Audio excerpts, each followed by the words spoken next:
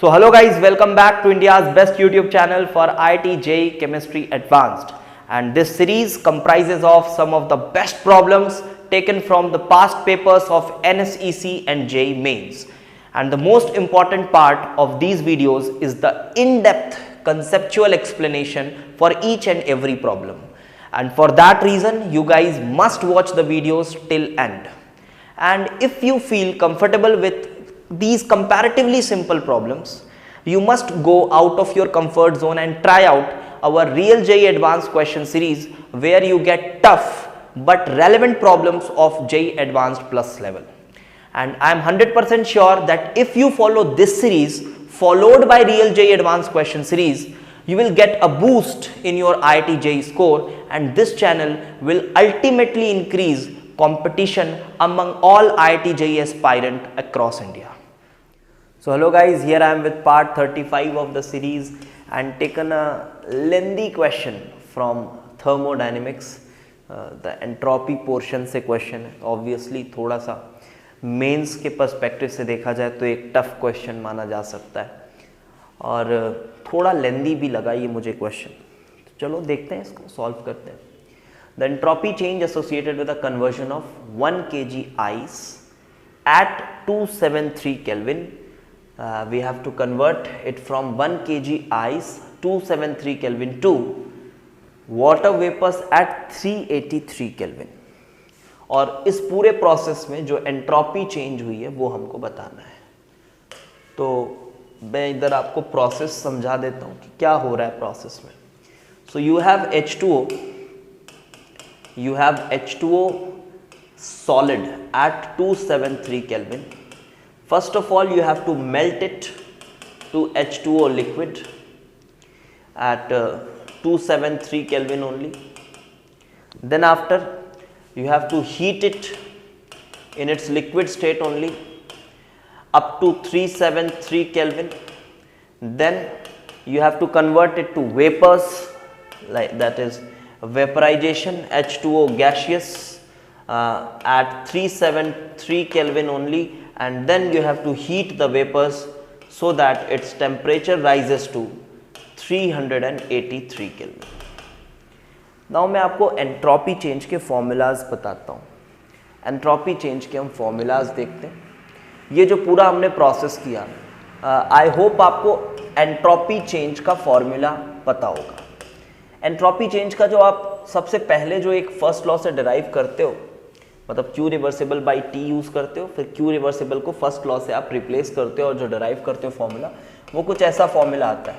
NCV ln T2 by T1 plus NR ln P1 by P2. अब since ये formula निकल के आता है, और ये फॉर्मूला ना फॉर अ सब्सटेंस होता है, फेस ट्रांसफॉर्मेशन के लिए नहीं लगता ये फॉर्मूला फॉर अ सब्सटेंस लगता है. फेस ट्रांसफॉर्मेशन के लिए आप क्या फॉर्मूला लगाते हो? फेस ट्रांसफॉर्मेशन, ये पूरा डिटेल हमने हमारी एंट्रोपी थर्मोडायनेमिक्स वाली पेड कोर्स में पूरा डिटेल बहुत अच्छे से बताया. इवन एंट्रोपी वाले जो मेरे लेक्चर्स हैं यूट्यूब में, उसमें भी आपको ये पूरा पोर्शन बहुत डिटेल में पढ़ाया गया है थर्ड लॉ ऑफ थर्मोडायनेमिक्स के अंदर.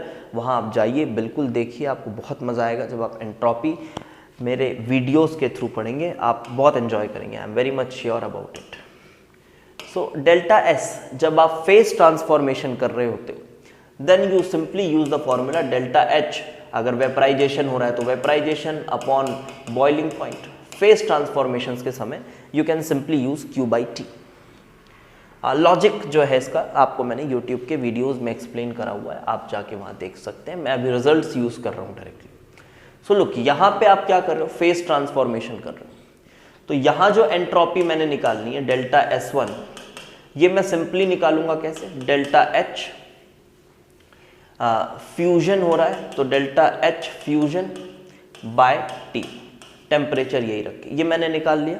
और ये सब की वैल्यू जो है ना क्वेश्चन में दी हुई है, आप देख लेना क्वेश्चन में ये सब की वैल्यूज जो है वो प्रोवाइडेड है. You can see heat of fusion and heat of vaporisation, सब कुछ दिया हुआ है. थोड़ा यूनिट्स का ध्यान रखना तो आपको कोई भी दिक्कत नहीं होगी, सब कुछ दिया हुआ है. फिर जब आप यहां से इधर आ रहे हो तो सब्सटेंस की बात हो रही है। देखो कोई फेस ट्रांसफॉर्मेशन नहीं हुआ, लिक्विड लिक्विड ही है, वाटर वाटर ही है, कोई फेस ट्रांसफॉर्मेशन नहीं हुआ, कोई केमिकल चेंज नहीं हुआ, सिर्फ एक सब्सटेंस की बात हो रही है। तो you have to apply this formula NCPln T2/T1 plus NRln P1/P2। But आपको मैं बता दूं, सिंस ये ट्रांसफॉर्मेशन आप अगेंस्ट सेम एक्सटर्नल प्रेशर कर रहे हो, pressure remains the same through out the process, so this portion becomes 0. The only thing which remains is NCPln T2/T1। और क्वेश्चन में बहुत अच्छे से ये NCP की डायरेक्टली वैल्यू दे दी हुई है। आप अगर देखें तो जो स्पेसिफिक हीट दी हुई है वो पर ग्राम में ना देके वो पर केजी के यूनिट्स में दिया गया है। तो आप NCP के स्थान पर वो वैल्यूज डायरेक्टली यूज कर सकते हो। तो this will be ClN T2/T1, this will be ClN T2/T1। आप ये लगा लीजिए। फिर सेम यहाँ देखो क्या हो रहा है, लिक्विड से गैस फेस ट्रांसफॉर्मेशन हो रहा है। तो फेस ट्रांसफॉर्मेशन और वो भी फेस ट्रांसफॉर्मेशन हो रहा है और वेपराइजेशन हो रहा है, आप देख सकते हो। तो सिंपली आप यूज कर सकते हैं delta H vaporisation by temperature, और यहाँ बॉइलिंग पॉइंट होगा टेम्परेचर विच इज 373 केल्विन। और अगेन आप यहाँ से यहाँ क्या कर रहे हो, उसी सब्सटेंस को हीट कर रहे हो, ऑल्दो भी हीट कैपेसिटी चेंज हो जाएगी क्योंकि अब जो फेज है वो लिक्विड नहीं है, वो गैशियस है। तो स्पेसिफिक हीट कैपेसिटी जो है चेंज हो जाएगी, बट आपको चिंता करने की जरूरत नहीं है, वो भी वैल्यू क्वेश्चन में दी हुई है। तो देखकर बहुत लेंदी लग रहा है क्वेश्चन, बट अगर आप करने जाओगे तो ठीक है, क्योंकि आपको यहाँ पे 1 kg आइस के लिए डायरेक्ट हीट कैपेसिटी की वैल्यूज़ दे दिया है, लॉग की भी पूरी वैल्यूज़ दे दिया, बट स्टिल कैलकुलेशन तो है अच्छा खासा।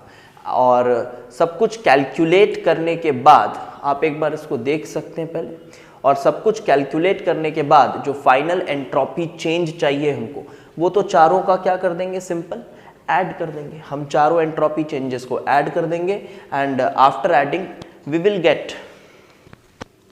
we will get the answer as the correct answer is 9.26. okay, so on calculating we will get the correct answer as 9.26.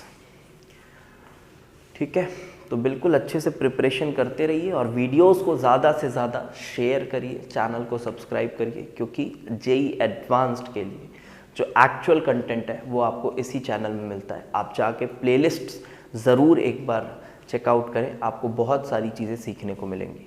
Thanks for watching.